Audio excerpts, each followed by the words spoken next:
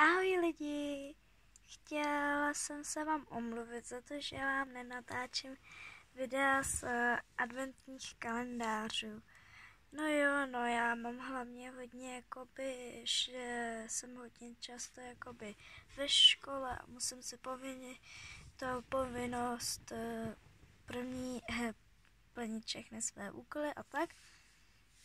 Pak musím vyvenčit pejska a postarat se o zvířátka. No a chtěla jsem vám poděkovat za 7 odběratelů. Vím, že to není hodně, ale k 50 se pomalu, ale jistě blížíme a za 26 lajků. Budu se těšit na příští video, doufám, že se co nejdřív uvidíme, no i když se uvidíme zítra hned ráno, protože já jsem nemocná. Neví se teda, jestli to je vyrostné nebo nevyrostné, ale to je jedno. No tak se uvidíme zítra, tak zatím čau.